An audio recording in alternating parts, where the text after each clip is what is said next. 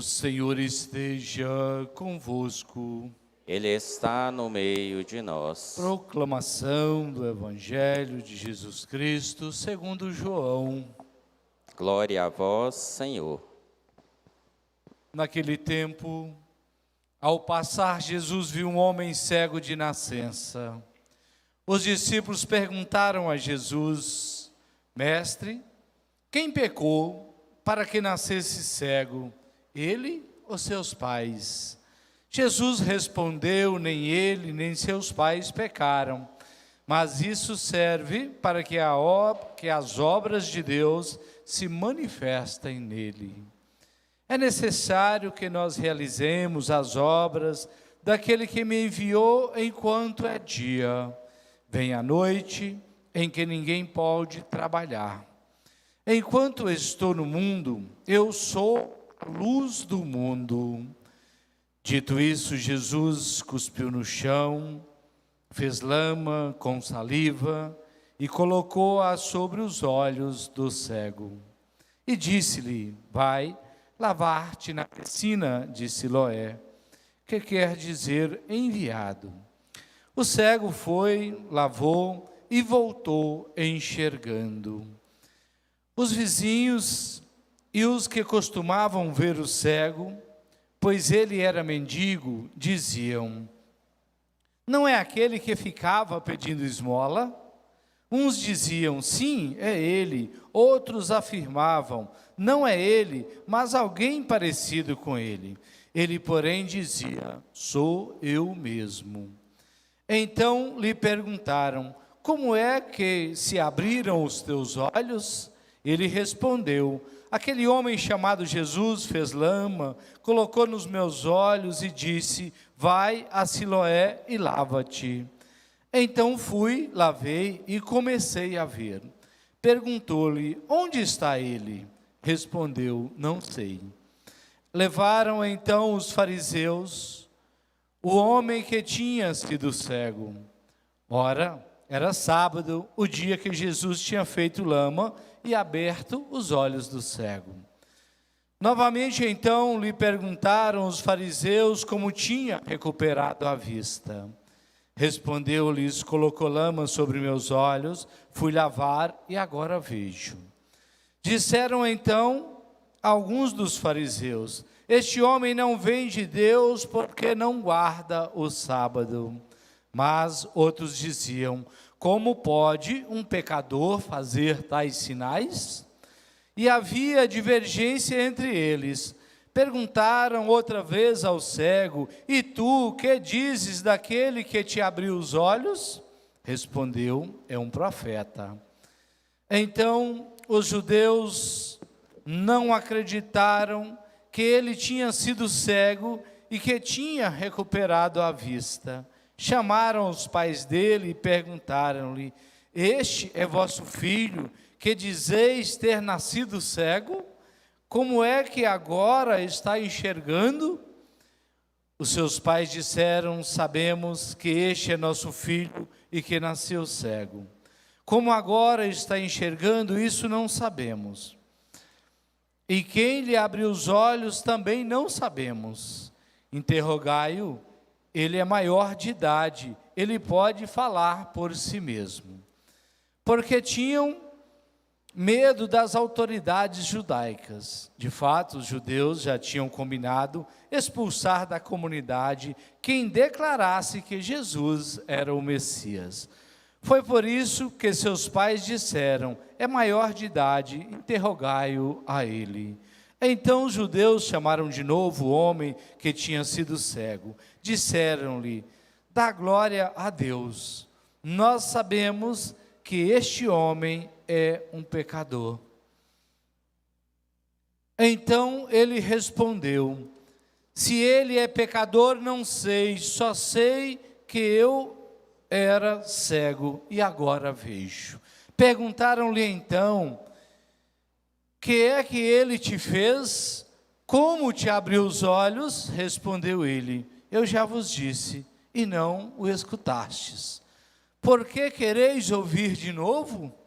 Por acaso quereis tornar-vos discípulos dele? Então insultaram-no dizendo: tu sim é discípulo dele. Nós somos discípulos de Moisés.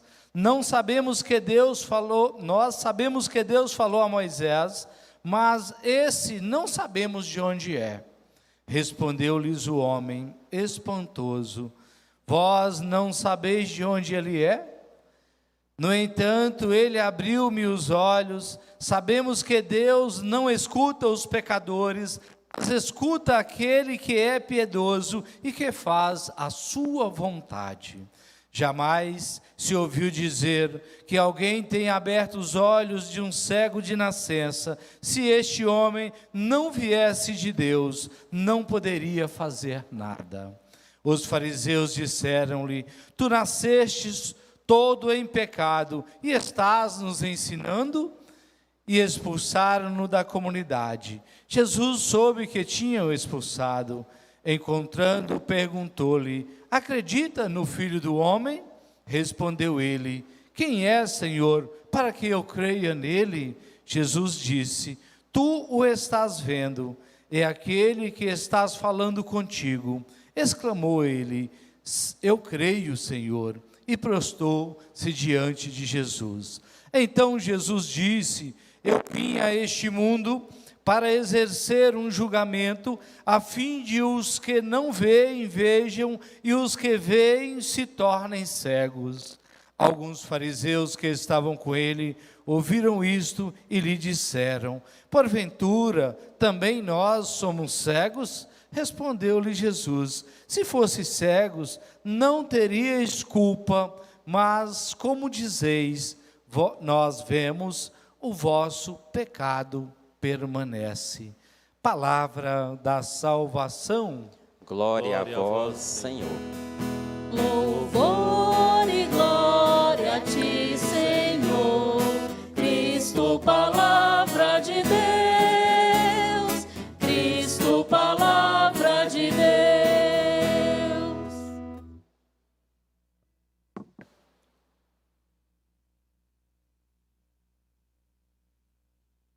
Jesus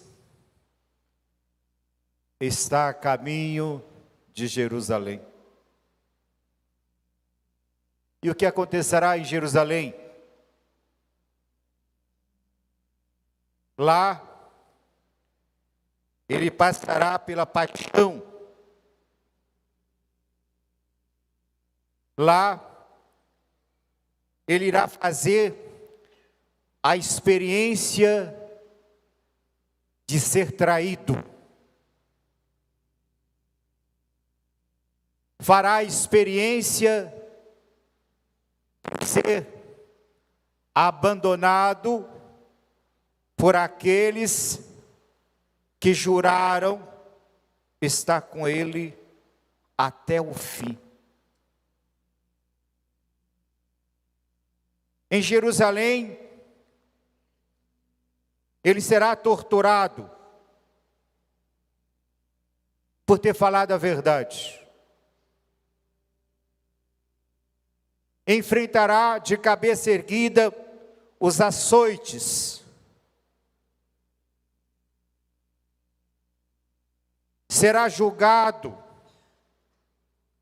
sentenciado à morte. E na cruz e nos seus ombros, carregará a cruz dos nossos pecados. Mas também em Jerusalém, ele irá ressuscitar. Ele irá vencer. A vida vence a morte. A graça vence o pecado. Essa graça que permeia, que envolve a todos nós. Nós cantamos o Salmo responsorial: o Senhor é meu pastor. Ele é o pastor que me conduz. E Jesus não é só o pastor. Ele é a luz. Ele é a nossa luz. que nos ilumina, que nos faz enxergar as diversas realidades. E enxergando as diversas realidades, nos faz tomar posições. Nesta caminhada para Jerusalém, meus queridos, quantas coisas acontecem, quantas vidas são iluminadas, quantas pessoas voltam à luz, inclusive esse cego, citado hoje. Mas é interessante, nós percebemos aqui no início do Evangelho, que os discípulos de Jesus, ao verem o cego, eles não se tocam, eles não têm a sensibilidade por aquilo que aquele homem está passando. Mas o que os move, justamente, quem é que pecou? O fato dele estar assim cego, quem foi que pecou? Foi ele ou foi seus pais? Para Deus não importa. Para Jesus não importa. Para Jesus não importa nem o nosso pecado. Nós é que muitas vezes importamos com o pecado do outro. Nós que muitas vezes apontamos o pecado do outro. Para Deus não. Para Deus não importa o pecado. O pecado não tem valor para Deus. O que importa para Deus é a nossa conversão. O que importa para Deus é a nossa mudança de vida. Porque Deus não se prende ao nosso pecado. Como muitas vezes nós nos prendemos à exterioridade das pessoas, né? E quantas vezes nós fazemos o nosso julgamento? Nós fazemos o nosso julgamento. Nós até ditamos quem é mais pecador, quem é mais santo, né? Ah, esse aqui é mais pecador do que o outro. Esse aqui é mais santo do que o outro. Esse aqui é mais ungido do que o outro. Nós temos essa mania. Nós julgamos pelas aparências. E o profeta Isaías vai nos dizer o seguinte, que Deus, Ele chama os fracos para confundir os fortes. E onde menos nós esperamos, Deus aí, Ele escolhe, Ele chama, Ele aponta, esse é meu. Vejamos bem a primeira leitura. Profeta Samuel, profecia de Samuel. Deus pediu para que Samuel pudesse ir lá à casa de Jessé, para que pudesse ungir o novo rei de Israel. E é claro que o pai, Jessé, ficou todo entusiasmado. Até então, Jessé só tinha uns filhos que participavam do exército de Saul. Alguns eram do exército de Saul, mas sem muita importância.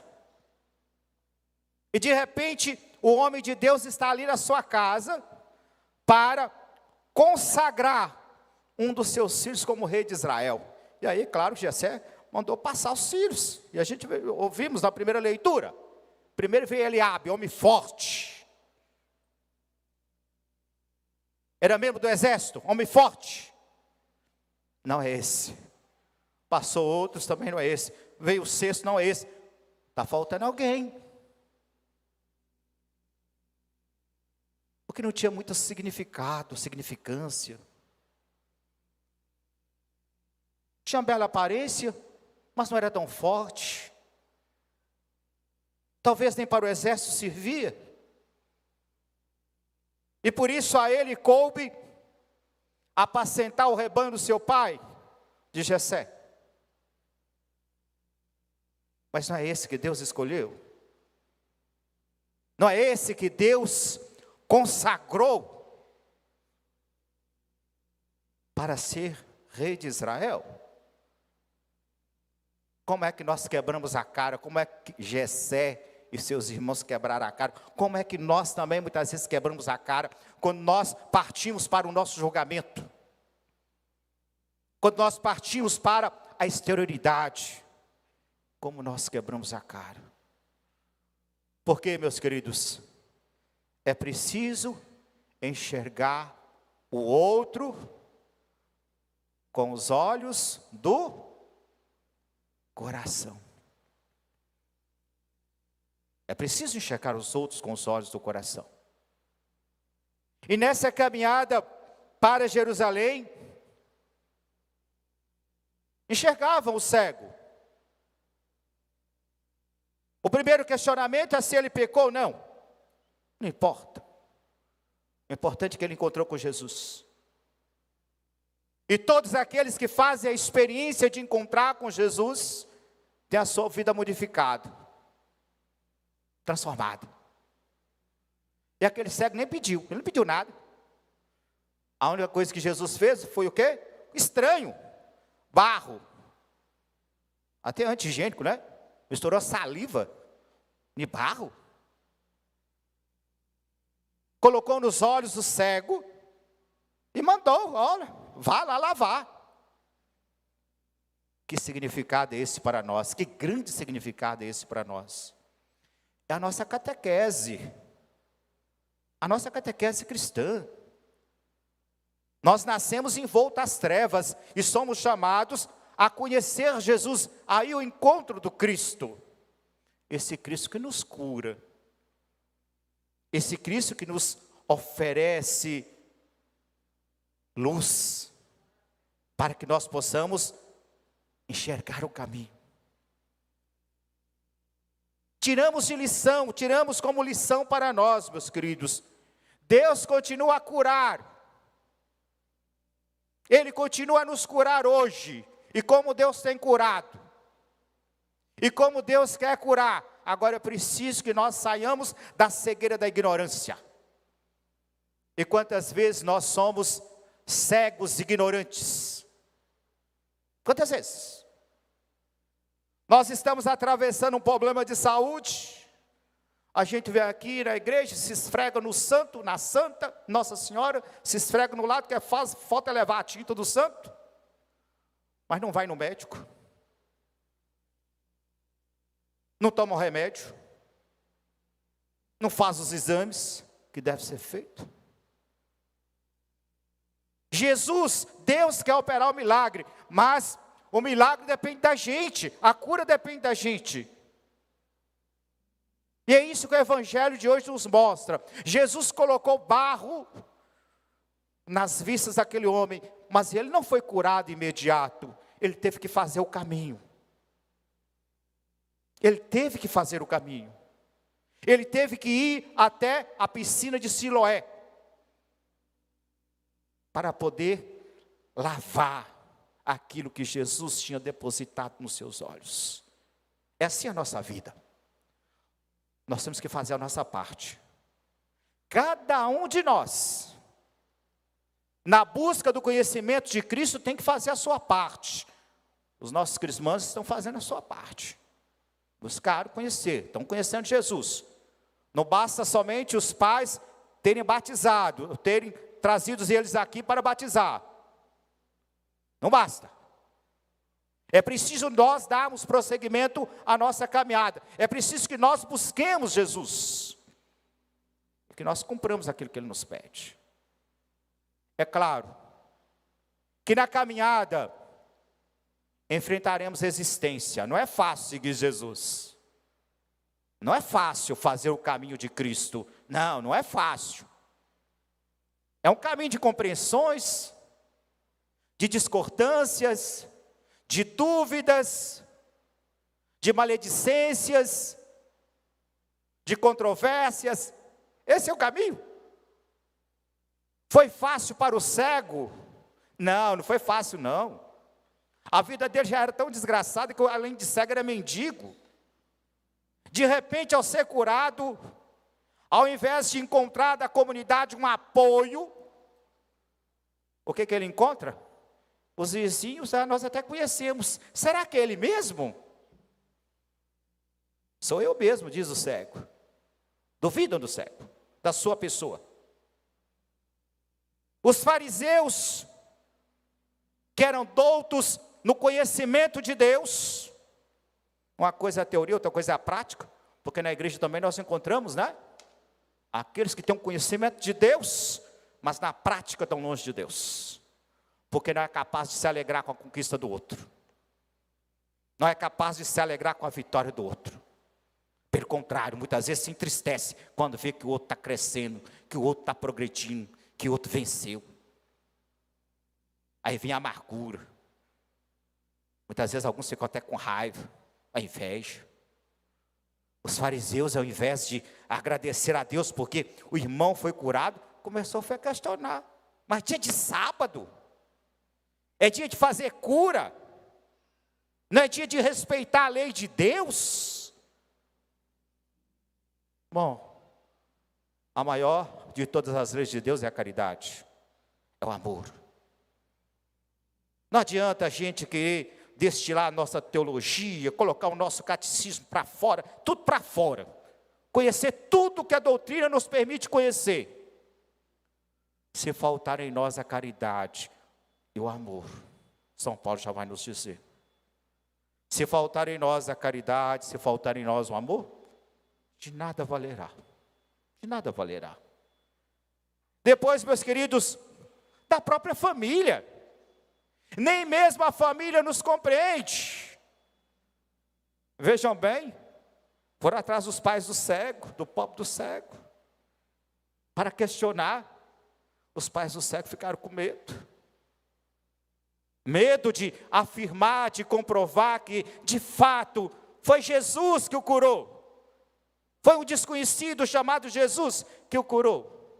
Mas por medo, disseram, olha, pergunta para ele que ele é maior de idade. Silenciaram. O que o medo provoca em nós? Provoca silêncio. O medo muitas vezes provoca em nós omissão. Nós nos omitimos porque temos medo. Medo de nos comprometer. Medo de darmos a nossa cara a tapa. Nós temos medo. E aí a gente se esconde. Não importa o outro. Como diz, o importante sou eu. O importante sou eu não ser ferido. Sou eu não ser atacado. Eu não ser atacado. Eu não ser atacado. Então, pecado da omissão. O medo nos provoca isso. Depois, o próprio cego. É por isso que nessa noite, ao celebrarmos essa Eucaristia, que a gente possa se perguntar: será que eu estou me parecendo com os vizinhos do cego? Com os fariseus? Com o próprio cego? Com os pais do cego? O cego, ele reconheceu, não, Jesus é o profeta.